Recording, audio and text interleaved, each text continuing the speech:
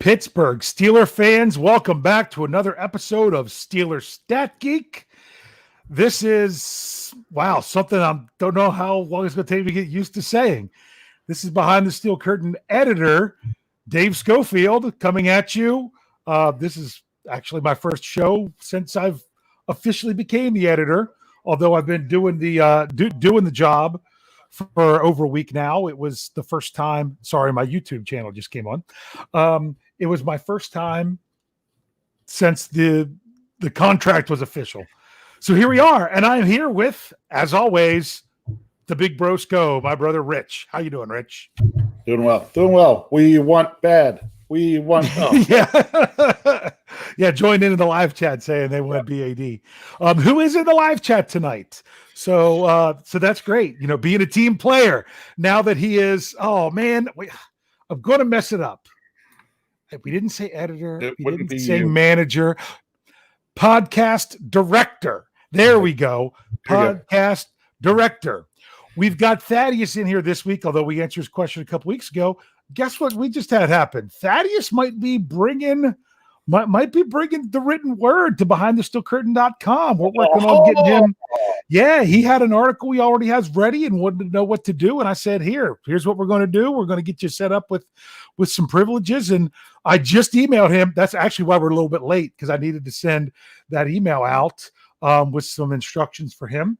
And he already gave us some of his best stuff. That whole idea of I know. And, could we get 4 teams from the same division in the playoffs?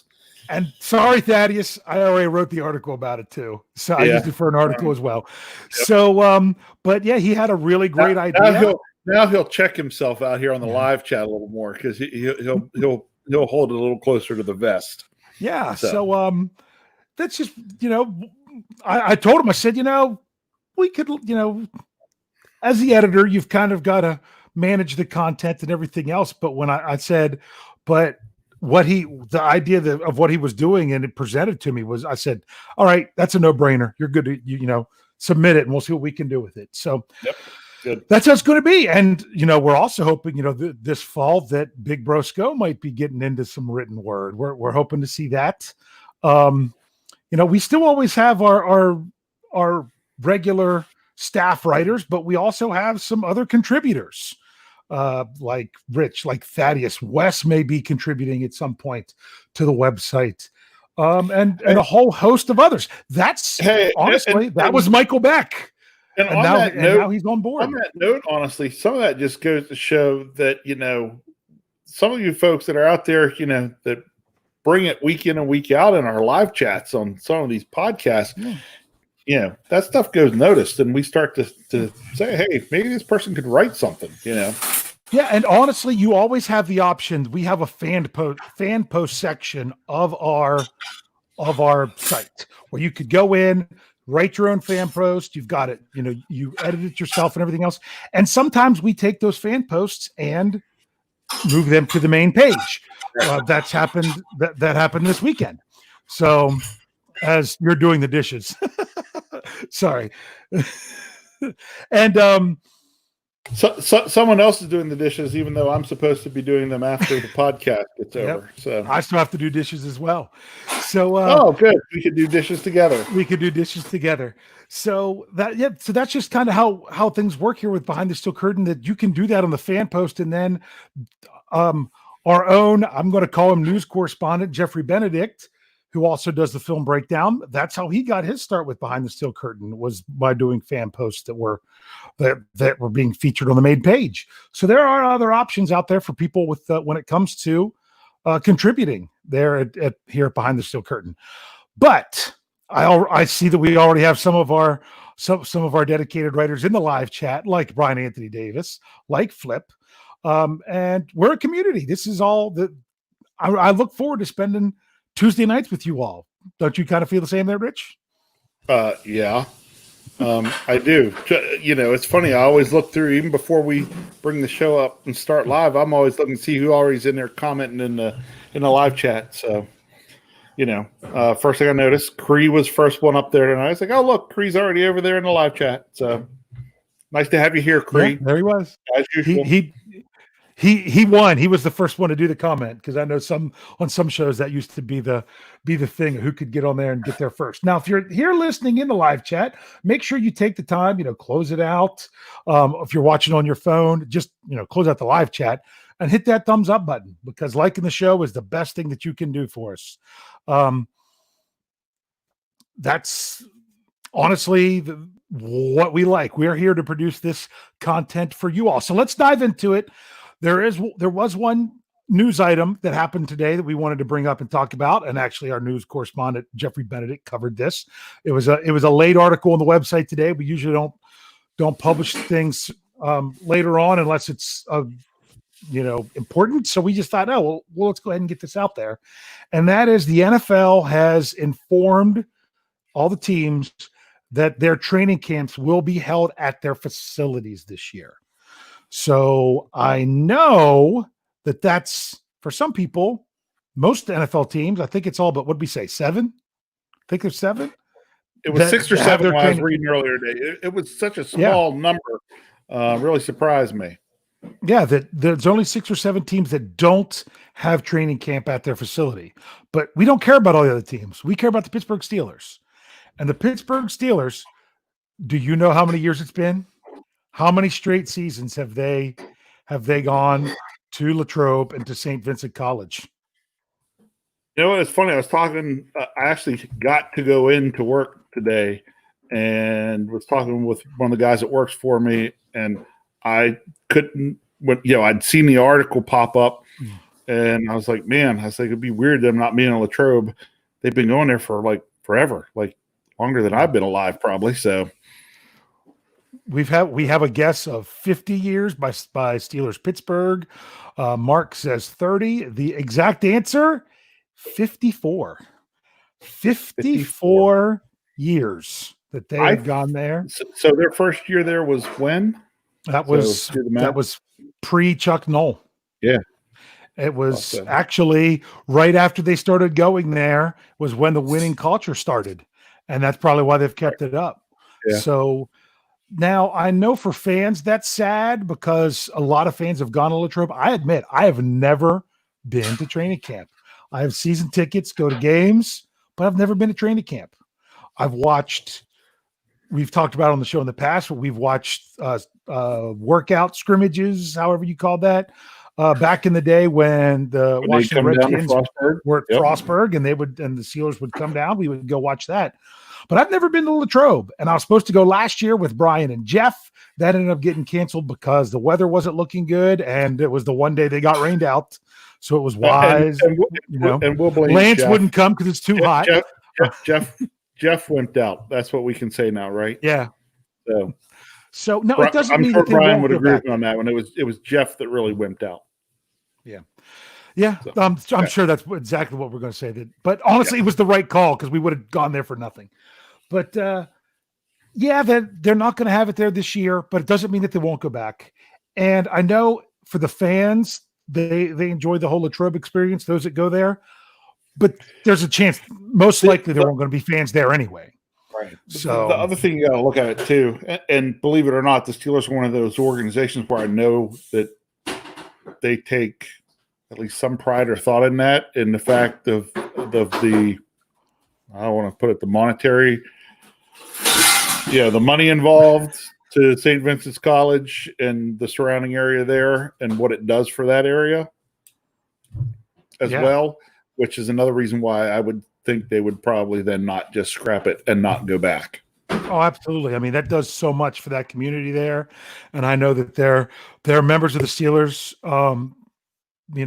not players, but front office people that they go and frequent the same establishments every year when they're there with the team. So it's one of those things. It's inevitable. Most important, we hope that the Steelers can have training camp this year and that everything can get going on time, but we'll see. The biggest reason they had that is they didn't want to have to worry about 2 different facilities of keeping things safe. I know, sorry, things are just going crazy there. Worry about the safety of the players and the personnel there. dealing with two different locations and having to travel back and forth. So just keeping it all in facility was just the call that they decided to make. So that's the story there. I don't blame the NFL for making that call either. Oh no, you think about it, with everything that's going on, it's probably the best call. Will I be a little bit sad to not see training camp happening in Latrobe? Yeah. And I mean, the question is, are we still going to get the same coverage? Are we still going to be able to find out, kind of have an idea of things that are going on with we get a lot of reports from Steelers.com and things of that nature. So we'll just have to see how it all plays out. Yeah. But it's not that they canceled training camp. It's just not that they're going to be going to Latrobe. And honestly, there's some players and personnel people that are probably quite happy about that they're not going to be spending the time that entire time away from their family, but they'll just be having to go to the facilities each day. So it'll be interesting. I can go into the fact, Mr. Third and Fifth probably would have loved that, but oh yeah, well, saying apparently he didn't even stay on campus anyway. Correct. So he would have loved that, but too bad. Yep, too bad. So let's dive in here. For those of you that are tuning in, we are just going to be one show tonight.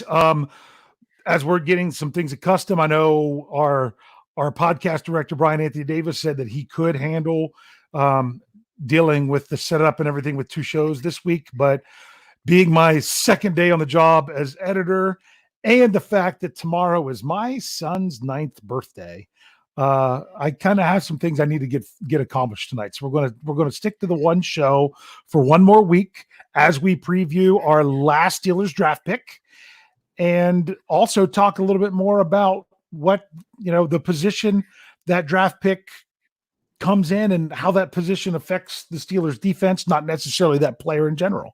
So let's dive into to one Carlos Davis out of Nebraska. Did you have any thought on the pick when the Steelers first made it?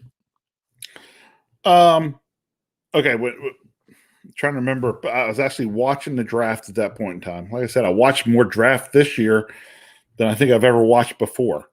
They made that pick. I was like, not surprised. We go D-line. Okay. My first thought, I knew nothing of the guy. So my first thought was, well, the Steelers have probably done their homework. He's probably a low-risk guy that if he doesn't work out, you're not out much at the 7th round pick. But maybe if he comes in, could stick around and become a guy, then it's like, man, look at the reward we got for this 7th round pick. So, yeah, that's kind of what you do with that kind of a round pick. Yeah, and the more I've looked into him, after we drafted him, I'm like, yep, that's what we did. Yeah, it's exactly what they did. Your 7th round draft pick, and I mean, there's been years where the Steelers have had as many as 4 because of comp picks and things like that. I'm pretty sure the year Kelvin Beachum was taking the 7th round, he was either the 3rd or 4th choice they had in the round. It was crazy. But when you look at the 7th round, there's not much difference between those players and your undrafted free agents. It's just, this is a player that that you would like to sign. So you just look at all those players out there that you're basically, in my opinion, the way I would look at it is you're looking at your undrafted free agent list and saying, who's the guy? Who's the one I want to make sure that I don't want to have to fight over? Yep. Yes, that I don't want to have to fight over. So they drafted a guy that's a twin who might not want to go, who might otherwise want to go play with his brother if they wanted both of them. So that was interesting. There were some numbers that popped out with him right away, and I don't have the number in front of me. I wish I did, but I don't see where I could get it. And that was your handwriting before, so I've seen your handwriting, so it might be in front of you. Yeah, well, he ran an unreal 40 time at I'm pretty sure it was the combine that he was at, and maybe someone in the live chat knows the exact time that he ran, and that's what really got people paying attention to him. But the thing is, that's football in your underwear, as some like to call it. That's what you're being judged on there. And so you're looking at these great measurables, But you also got to look at tape. And I haven't looked at very much of his tape other than just some that we've shared through the site. And I trust one of our big tape guys, Jeffrey Benedict, who says, "Oh, it's rough. It's rough." So that a lot of people who broke down the tape. I think Wes might have been another one who did. Thank you, AJC. How about a 4.83 40 for a guy that was 313 pounds? So that's pretty speedy for someone like that. But whoa, someone said a 4.19. No, that wasn't a 4.19. But that's pretty funny.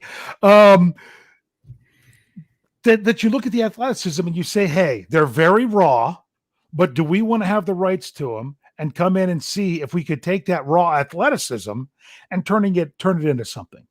That's what I see for Davis, because his numbers at Nebraska weren't outstanding. I mean, he did have 4 sacks his senior year. I mean, but he had, 32 tackles as a senior, 27 as a junior, 42 as a sophomore, actually.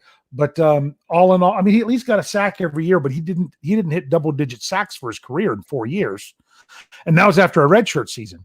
So what do you think? My thought is you're taking the guy, you like you said, you want to have the rights. We want to make sure he comes to our camp, and he's potentially just another guy that at the end of camp you're looking to get stashed down on the practice squad and see if you can develop him. Yeah. I mean, that's a stat I would have liked to have looked at. I think you're totally correct in the fact that they just looked at all the guys that they were wanting to target in UDFAs and said, okay, of these guys, who's the one guy we'd really like to take a flyer on and get him in here? And it was him. Yeah. Now, if they had a guy that was maybe even a 5th round grade or a top 6 round grade that was still available when they were picking in the 7th, that's what you say, like, oh, we're getting a steal in the 7th round. Right. If you don't have that, because that's not what people were saying about Carlos Davis. He was not a guy that was there. And we have to say, as Jeff would like to say, he was asking Brian Anthony Davis about his son. And Brian says he is only Carlos's father. He is not his brother's father.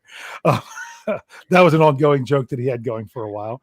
But what's interesting there is, I mean, the Steelers have, how do I say it? You've got to look at what they have to work with their defensive linemen. You're like, they're churning out some pretty good guys. They've got Coach Carl Dunbar, who came from Alabama, who's been there a couple years. Their longtime defensive line coach, Coach Mitchell, is actually the assistant head coach. So they're not lacking when it comes to the defensive line and their knowledge and their ability to develop someone there. So that's a decent position that you could take a project. Now, what are your thoughts on him making the team in 2020? No, I honestly, I think he's more likely to be a practice squad guy. Yes. That if he's going to have a path to the Steelers, he's going to be a practice squad. And that was a stat I said I would have liked to look up. When's the last time a Steelers 7th round draft pick made the roster? Because I know last year Derwin Gray went to the practice squad. The year before is where I'm going to talk about where does Davis end up on the spectrum. Because let me just ask you this. Pittsburgh Steelers, 7th round draft pick, defensive line. Who comes to mind? It's the beard. It's Brett Kiesel. That's what you think of. Wow. He was a 7th round pick that you were just like, wow, that's just insane that you could get that much value. So to me, that is the gold standard for 7th round defensive linemen. And you will probably never get that again, but that's your ceiling. Your floor is from 2 years ago, and that is Joshua Frazier out of Alabama, didn't make the team, didn't make the practice squad, didn't get picked up anywhere else. That's your ceiling. Okay. No, not your ceiling. Your floor. Yeah. So where is Davis in there? Do I see him being a Brett Kiesel? Not based on his college tape, Do I see him as a Joshua Frazier? Not with some of those measurables. He's probably somewhere in between. But we're really not going to know until he gets in a black and gold jersey. My hope was that, no, he's not a Brett Kiesel now, but maybe, a year or two on the practice squad, and he works to develop, and maybe in several years. I don't know if he'll be a Brett Kiesel. I don't know if he'll be a Brett Kiesel, but maybe he'll be more towards that end of the spectrum. Yeah. And if you do that, if he comes in and he would end up and he ends up on the practice squad and he's for a year or two, and then he gets in and he becomes a regular part of the defensive line rotation or whatever, that's a win. Yeah. For a 7th round pick. That's a win. Yeah. I mean, but there should be zero expectation for him to make any contribution this year or possibly even the following year. And it might even be someone that they realize it's not even worth our time. That was the Joshua Frazier deal. So it's right now, he is definitely much more on that end of the spectrum. I also wonder too, he can creep up a little bit with these guys that, like a 7th round pick like this. You were talking about, Frazier. With him, I wonder if that's a guy that didn't come in, and not only were they not seeing him on the field, you got to wonder how he is in the locker room, how he gets along with the other guys, what his attitude's like, and things like that. So, I think there's even more stuff like that weighs into it as to whether we keep a guy on the practice squad to try to develop him, or did we see enough to realize this guy doesn't want to be developed. This guy's just going to be more harm to our team than good, and we cut ties. Yeah. Well, I mean, I don't know if it was any problem like that. It could have just been. It could have been. They realized. It could have been that. It could have been a learning curve thing. It could realize that they instantly knew that it was going to take more work to try to build into something than what they were able to feel like it would benefit them, and it was just better to move on. Some guys pick up things faster than others. Frazier wasn't even a starter at Alabama, because the starter they drafted the next year and it's on the team now in Isaiah Buggs. So some people felt the Steelers really needed to address the defensive line, especially the nose tackle position in the draft. This is all we got. This is all the fan base got for the defensive line in the draft.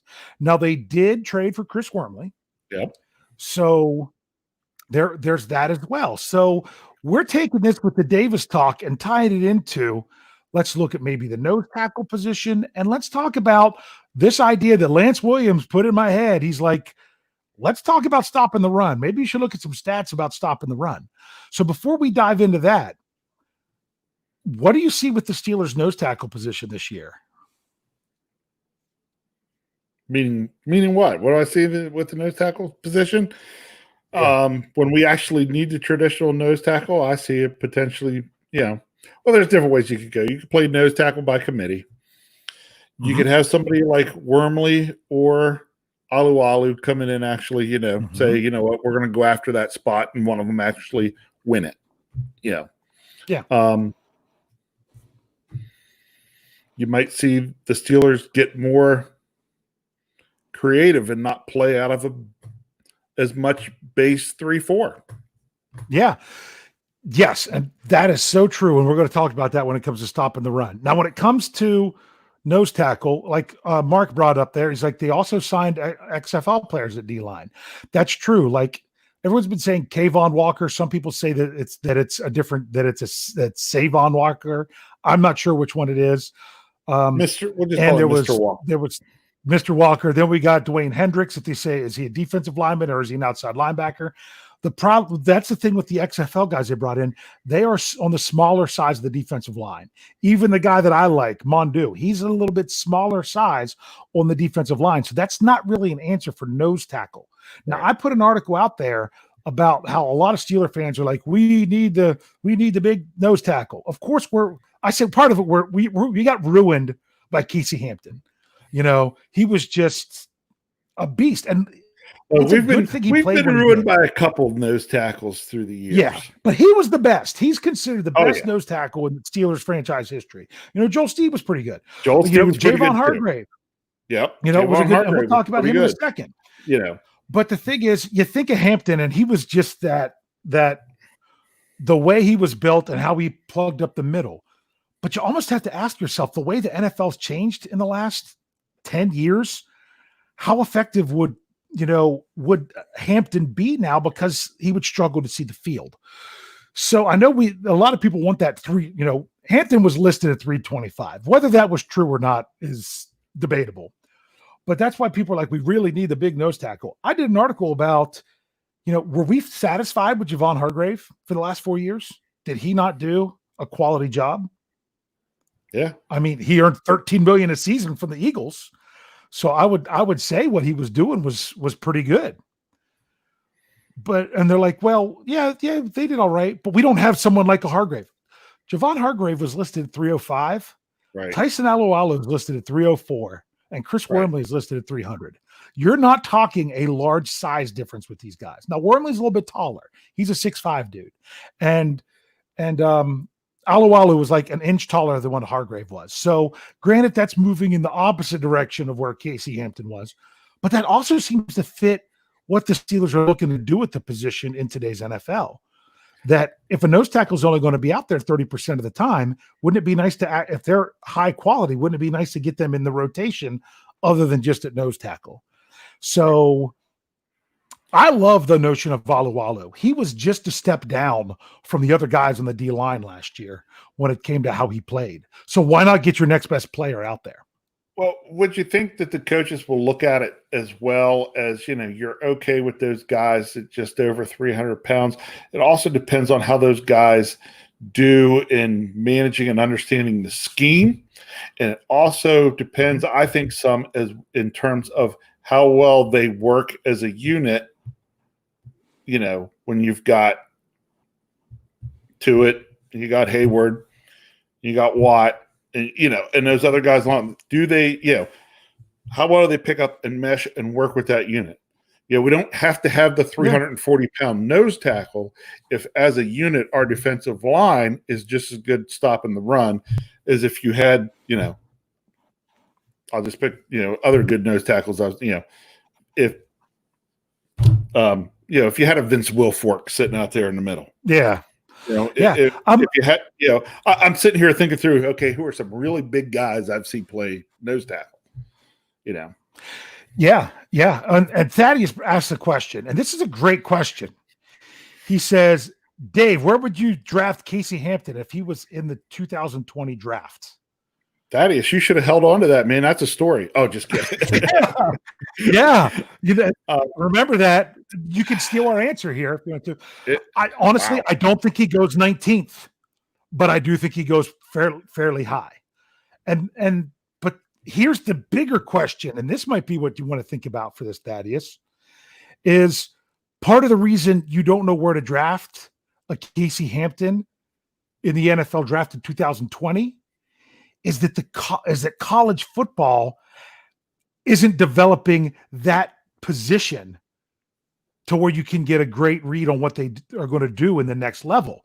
Yeah. The nose tackle is basically, I mean, they're saying it's disappearing from the NFL. It's really disappearing from college. Yeah. And if you're not developing a nose tackle in college for them to show what they could do at the NFL, then where they're going to be. And the biggest reason they're not is what we're going to get to, is that the offenses are keeping players like that off the field. So that's the thing when it comes to, I know I can't even remember, it's way past now, and I can't give credit to where it was, but someone said Casey Hampton would have helped keeping the Jaguars from running all over us, a couple seasons ago. Yes and no, because honestly, this is going to answer the question that's the title of the show, and that's about stopping the run. Is that the key to the Steelers' defense in 2020? And what you have to be able to do in today's NFL is stop the run out of what is your typical sub-package football. Because what teams are going to try to do, and this is what I want the Steelers to try to do. I've talked about this offensively a ton, because I'm more of an offensive mind than a defensive mind. And that is, you want to put personnel on the field to where teams have to respond with a certain defensive personnel package. And then you want to do the opposite of what they're not designed to do. So the key to stopping the run of the Steelers, I feel, comes in stopping the run when you're not in base defense. Yeah. How well do you stop the run in nickel and dime? If you can still stop the run in nickel and dime, you do okay. Because teams are going to want to try to get you to go nickel or dime and then run on you. Yep. And teams are going to want to try to get you in your base defense and then pass on you. Right. So that's why that run stuffing nose tackle, it's hard to get them on the field all that much, because you know what the offenses are going to do? They're going to try to design schemes to where they're running the ball with the nose tackle off the field. I mean, it's the same reason. It's the same reason you and I have both gotten excited, because we want to see the Steelers this year come in with a package of 2 backs, 2 tight ends, 1 receiver. You've got Connor and Watt at back. You got Vanimal and Ebron as your tight ends, and Juju as your wide receiver, and have them or Claypool, because he's enormous. Right. Yep. And then spread out 5 wide. Yeah, spread out 5 wide. Because all those guys can catch the ball. So then spread out 5 wide, go empty set, and then you've got them mixed match. Then the next time they come in something more to defend the pass, and then you say, well, good, we'll just run it down your throat. So yeah, that's the thing. No matter how they answer, you're going to take advantage. Right. So for us, it really comes down to stopping the run. Can we stop can we have players versatile enough that when we are put in those positions, we can still stop it? And on the offensive or on the defensive line, as long as you have Stephon Tuitt and Cam Hayward, we can do that. Yeah, the Steelers will be in great shape. Now, here's the thing. So as much as you talk about needing to stop the run out of your quote sub-package football, you also need to be able to defend the pass and rush the passer out of base defense. Yeah. So you need a nose tackle that can get some pressure on the quarterback. That's what Javon Hargrave was there for. That's why having someone who could also play D tackle or D end, depending on what you're calling it, because I could say that Tuitt's called a D end, Hayward's called a D tackle. It's all in classification. But if you have that person that's in at nose tackle and can stuff the run, but could also get after the passer, I'm sorry, Daniel McCullers is not that guy. Right. When you're talking goal line situation, or third and short, or 4th and 1, and they're coming in jumbo package, that's when you got a roll for someone big like that, because they're still needed. It's kind of like a long snapper. Nose tackle, it's more valuable than that, but the mentality of a long snapper, you don't think they do very much. They're not on the field for very many plays, but when you need one and don't have one, like the Steelers did several years ago when theirs got injured and James Harrison had to do it, you realize how valuable they are. So even if they're not used much, you need them for when you need them. Yeah. So this is kind of, so let's throw some numbers out when it comes to stopping the run. Go ahead. That wouldn't surprise me to see things like the Steelers do. I know you've kind of constantly pushed for Alu could play nose tackle. I wouldn't even be surprised at times in base for Alu to be on the field, and maybe Alu's not actually even always at the nose tackle. He could. I mean, Cam bumps down inside when they're in 4-3. Right. Well, when I say 4-3, when they're in nickel or dime, when they're in a 4-man front, I guess I should say, that he's played inside the guard. So it's not that he can't go down there and get it done. I mean, maybe that's the best matchup for him. Right. And maybe it wouldn't hurt the Steelers to just be able to have guys with versatility that could shift all around on that line. Yeah. And then you just try to take advantage of matchups week to week where you get them. Yeah. I've said that in the past and completely agree that is one option they can take. I would like to see them take that option. I'm not guaranteeing they're taking that option. No, I'm not either. There's possibilities. There's lots of possibilities. And until we see what they start doing on the field, we're not sure exactly what they're going to do for the position. So Yeah, some people are saying hello. We've got Bangkok in the house. Woo, man, we are. I mean, We Australia's in are the house. worldwide. Bangkok's in the house. Worldwide. Here we go.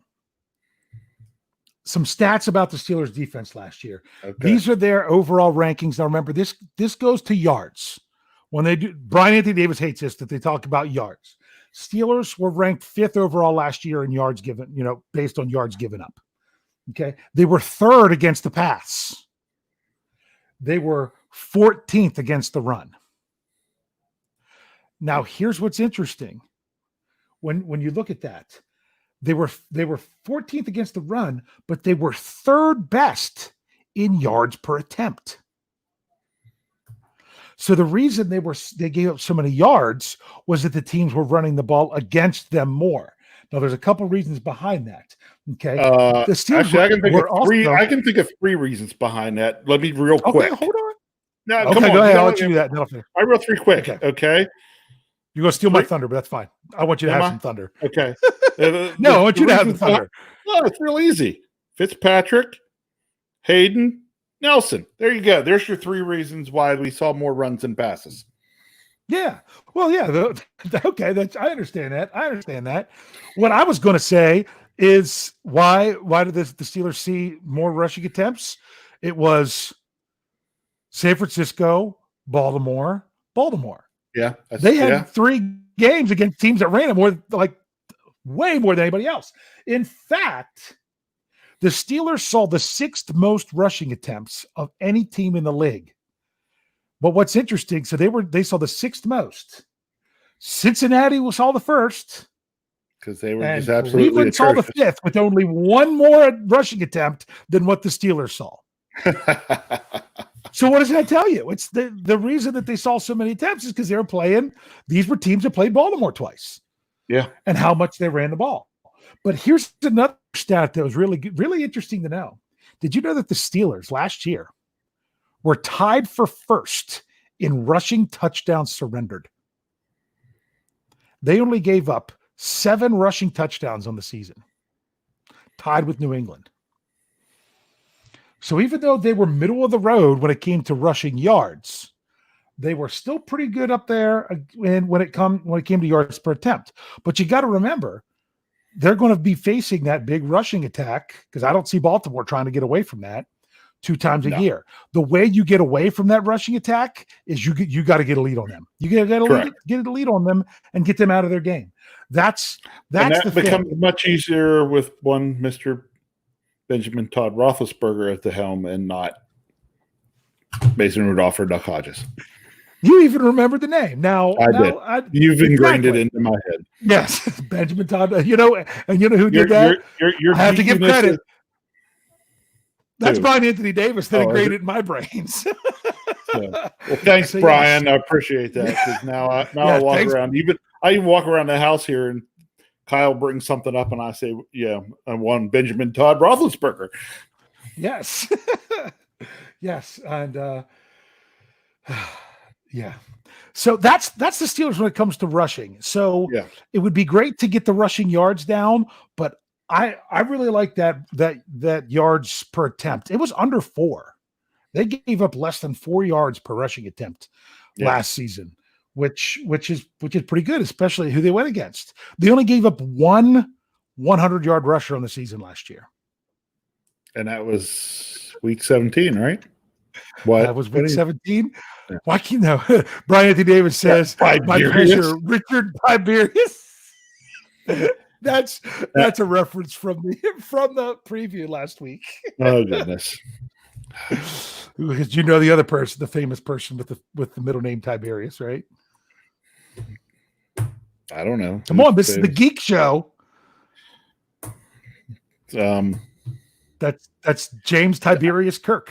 That's right.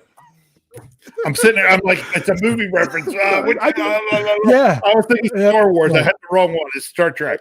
So. Yeah. Not that I'm a super big Star Trek guy. I at least know the answer to that question. So, getting back to it, another thing you have to remember when it comes to the Steelers defense was Cam Hayward was all pro on the defensive line. It was Aaron Donald, Cam Hayward, then other people. Those were the two that got the All-Pro, not just for the AP All-Pro. They got all of them. They were the top 2 defensive linemen in the league last year. But until he was hurt, Stephon Tuitt was having the better year between him and Cam Hayward at the moment he was hurt.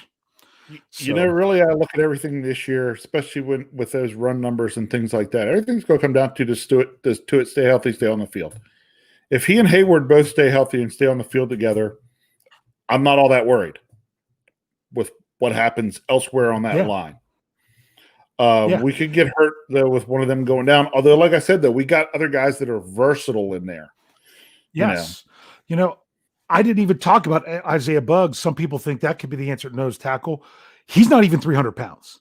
So that's the thing with him, is he would definitely be on the smaller end of that. But it still doesn't mean that he can't play it. So it's going to be interesting. Get some rotation, get to see how guys play. I mean, the Steelers' defensive line was super deep last year because Tuitt went out and they still had a great year.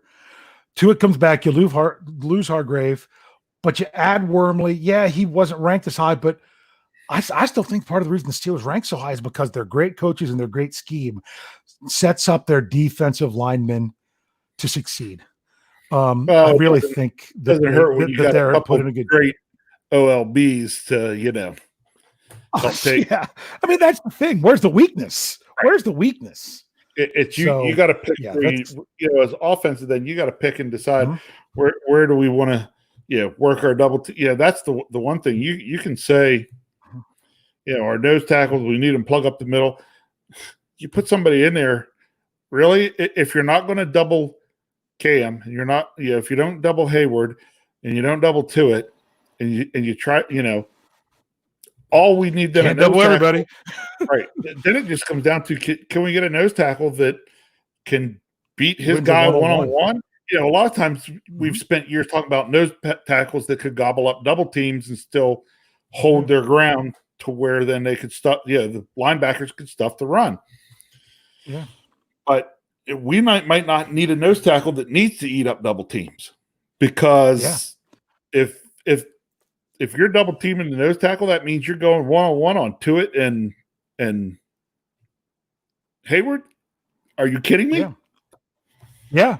I mean, really, you can't win. I mean, that's what's great right now is the Steelers have the personnel that the offense. I mean, what are you going to do? Send out one receiver into a route against that secondary because you need everyone else in to block? I mean, it's going to be something. As long as the Steelers nice, it's nice after several years of really being like, man, where's our defense? Where's our defense? It's now fun to look at the defense and be like, here they are. Yeah, here they all are. How do you all want to handle us? Yes. I had to bring up this comment before I lost it. Wanted to say, Mule Skinner says, I think he has beefed up Dave. Buggs could play nose tackle. That's fantastic. I can't say for sure that he has, but that Isaiah Buggs is a player this year that you really don't have any expectation for him coming in. So everything that he does is pure bonus. Hey, and maybe he has beefed up some more because maybe he looked at it as, hey, let me beef up a little bit. Let me get that nose tackle slot, because it's not like I'm going to cram a spot away from Cam Hayward or Stephon Tuitt. Let me take the spots that's open and see what I can do for myself so that I can see more time on the field.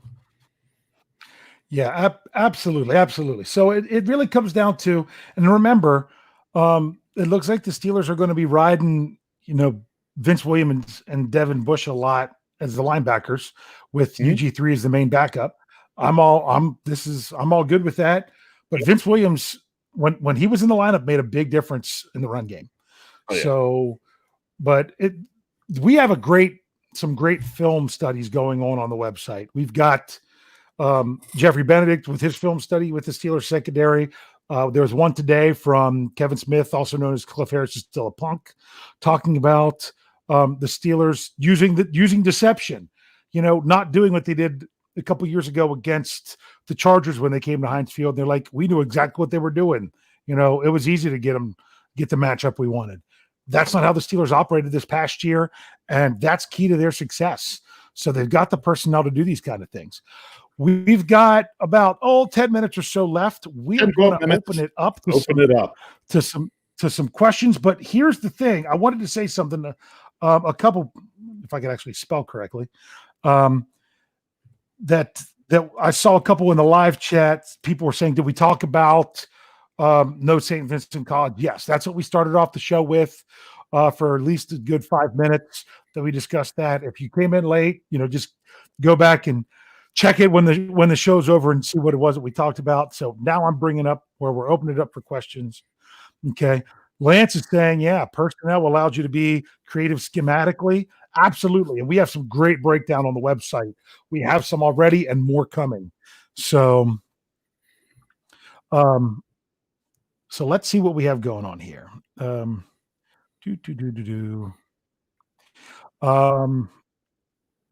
one thing that I wanted to say, one of the best things that the Steelers can do to defend against the run and to not face so many attempts is to get a lead, which they have much more likelihood of doing points up early. Future Hall of Fame quarterback coming back into the mix. So Jason said that if it comes up, I think mobile quarterbacks will get a rude awakening with Roethlisberger back, making things easier. Meaning that I think what he's saying is when you're playing with the lead, the offense gets more one-dimensional, and as the offense gets more one-dimensional, then someone like a Lamar Jackson, he's going to have to stop. He's going to have to beat you with his arm at some point if you can get the lead on him. So Mule brought up a good point here that he said, if it's actually committed, he says, we'll pick up additional linebacker help after a vet is a cap casualty. I could see it.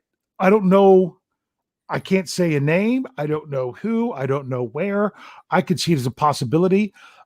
Honestly, I think that's a position that the Steelers will look at during training camp to see, one, how are their two guys? Are they going to be an answer? And two, if not, then who else is out there? That's definitely a position that you could see maybe not even coming in to help the Steelers until September. That would not surprise me. Depressed Steelers fan wants to know if everything goes well. The record, we talked about this several weeks ago. I had them at, if you asked me just for a record, I would have said 10-6, but when I went game by game, it ended up actually being 11-5. And Rich, yours was, and you were the hater in that show. Game by game. You had I wasn't 11-5. I'm wrong. I forgot my own numbers. I was 12-4. Were you? Brian and Lance were 11-5. Oh, Brian Lance were 11-5. I was going to say, Brian Lance were 11-5 were the low ones, and I actually thought you all were being kind of generous. Even Lance, the hater, I thought was, I'd kill for 11-5. Really, we have an 11-5 year. I'd be real happy. We get anything even better than that, I'm over the moon. Yeah. Yeah. I think we could go 12. I think we could go 12-4. I think we could go 13-3. Yeah. I'm not sure. I'm not sure that is realistic. So if you're asking me to look at it realistically, where I think the Steelers finish, I think 11-5 is about right. Yeah. Yep. Yeah, that's what I'm saying. And honestly, that's assuming health of everyone and things of that sort, going forward, and that the elbow holds up. You got to look at, and even if Ben Roethlisberger is healthy enough to play, but the elbow is only 75%, that could affect some things. So, he's got to, everything going well was the question. So Ezra says, even though we need to do a better job stopping the run, the key to our defense success is turnovers. I can't remember when we had so many INTs. Yeah, we busted it with turnovers last year. The Steelers did. They really turned it up a notch, but it's hard to bank on turnovers, but you need to take advantage of them. Correct. And actually, that was my issue last year. Like, we had a great year getting teams turn the ball over. We did a terrible job turning those turnovers into points. Yeah. And of course. And to me, I'll take a few less turnovers for us as a team if we take more of the ones that we get and turn them into points. Yeah, and especially ones, you think of San Francisco where they got two of them in gimme field goal range, and it was almost like the Steelers offense was like, we don't want to screw this up for the defense and make sure we get three. Yeah. Who cares if you screw one of them up? but you put the other one in the touchdown zone. There you go, Brian Anthony Davis. Then you 7 points is still one more than 6. You know, what I'm saying is I understand it was first year quarterback. I know he was on the roster the year before, but it was his first year actually getting on the field. First start, West Coast travel. They were trying, they were giving the ball in great situations early, but they weren't really giving him, a chance to do a lot. I could see the reasoning behind it, but it did end up kind of not helping you nearly as much. You don't have to worry about that with your veteran. Let's focus on that this year. Jared Devil said Edmonds going to be a lot better this year, learning with Minka before the season. That's a very good possibility. I know we could all of a sudden get a bunch of anti-Edmonds comments in there based on that, but there's a much better possibility for that coming on. Thaddeus says this. A couple people brought up Edmonds in there real quick, and I will say this. Seeing Edmonds personally, what he becomes doesn't matter to me as much as what the unit is as a whole in our secondary. Like, I don't have to see great strides in an individual player if, as a group, they become a better unit. So, yeah. All right. Yeah, and it's playing to his strengths, not having him. Jeffrey Benedict would be much better to answer this question of where to put Edmonds for his strengths. You're going to see some stuff on the website there. Check it out. Thaddeus says, do you think James Harrison really was the best backup at long snapper? He might have been. Honestly, there's a big difference when it comes to long snapping and practicing in practice versus in a game. Yeah, I never was a long snapper in a game. I would practice it just for fun. Well, unless you count flag football doing shotgun snaps, but no, that doesn't count. That doesn't. Nice try. Mark wants to know if we should trade for Danny Shelton for the Patriots. I don't know what the story is with him, if that's someone that they have out on the market. My thing is, you're talking about salary, you're talking about giving up capital, you're talking about things like that. I am content with the roster the Steelers have right now going into camp, knowing that they need to figure out how desperate it is to upgrade their reserves at linebacker and safety. So Lance Williams loves the notion of big leagues. Do you know what? Did you want to say anything about the Danny Shelton question, Rich? No. Or were you ready? No, okay. I agreed 100% with what you said. I don't see it. So Lance Williams says big leads. Big leads. Got to play with big leads. Here we go. Nathaniel, I'm saying it's Zarate like karate. What happens for the Steelers if Mahomes or Lamar go down for the season next year? You know what? It might make the path a little bit easier when it comes to playoffs, but the Steelers have to take care of their own business. Yep. End of story. You got to take care of your business right there. You never go into a season thinking maybe a quarterback on another team gets knocked out. Just like most teams will tell you, they didn't go into last season thinking Ben Roethlisberger wasn't going to be under center for the Steelers.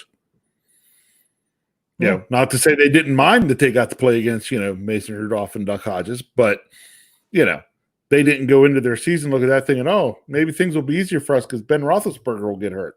No. So it's just how it works out. Sean had the question of how good do you think this defense can be and what should we expect? I think you should expect another top 5 defense. The biggest thing with this defense, it's going to be crazy because if the Steelers' offense is improved and the Steelers can actually get leads and use that to their advantage, to their defense, you're going to have one of two things happen. Either one, you're going to get some more interceptions because teams are going to be forced to throw the ball, or two, teams are occasionally going to bust that big play because they're constantly having to try for it. So you might be given, and also the Steelers, what do they like to do on defense when they get the lead? They like to, let's sit back, let you complete some passes, not give up the big play. That's how the Steelers gave up so many yards against the Chargers this year, when you had a 24-0 lead going in the fourth quarter. So if the Steelers are playing with more leads, the yardage might increase. Yeah. But the big thing they could rank well. They could do great. I think that could give them more chances for turnovers.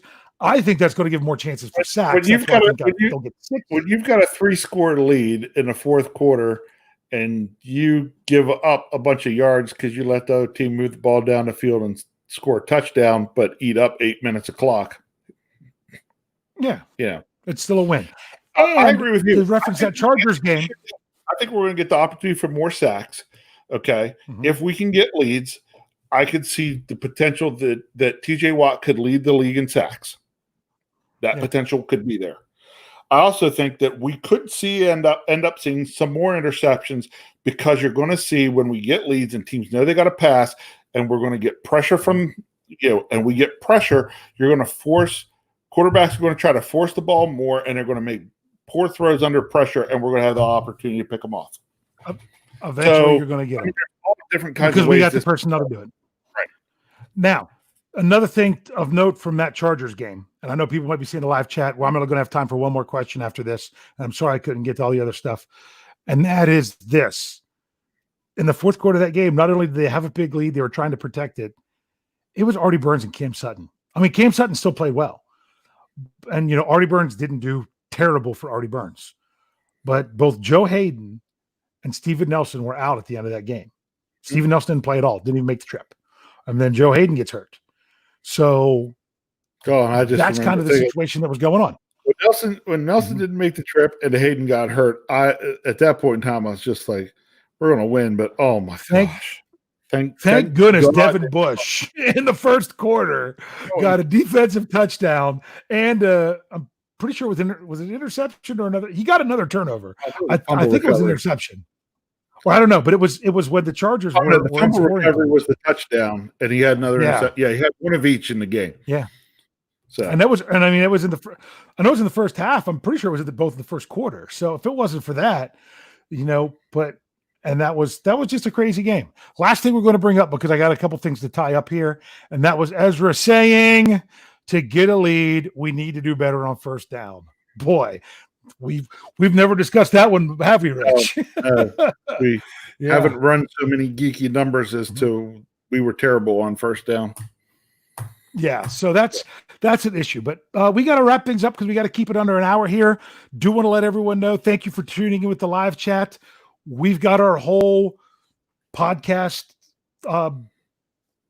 platform coming out to you. If you don't, I should bring it up real quick. Make sure you're following us on Twitter at BT Steel Curtain because I've been doing all the run. This should have been really, really good at getting this to me, giving a good 15, 20 minutes before we go on, giving you an approximate time so you could catch it on Twitter to know, oh, yeah, that's what time they're going. But you should have tomorrow night, you should have the standard with Lance Williams and Brian Anthony Davis this week. Then Steelers preview Thursday with myself, Brian Anthony Davis, and unless something changes, Michael Beck will be joining us this week. You've got on Friday. Yeah, I said it. You've got Tony on Saturday with his Steelers brunch with Tony. Sunday, you've got our Sunday show, which we've got to make sure we're going to keep it the Homer and the Hater, but it all depends. That should be with Ryan and Lance. Those two, I still like that name, but maybe we should call it the Hater and some other guy. Yeah, the Hater and somebody else. And then you'll have the Steelers QA with Tony and Brian on Monday, and we'll be back next Tuesday. Steeler Nation, make sure you're out there. Stay safe. Take care of each other. Okay. Hopefully, we'll see you all around here soon. Anything you want to say, Rich, before we go? Tune in, tell a friend, subscribe. Thank you very much. Thanks for geeking out with us.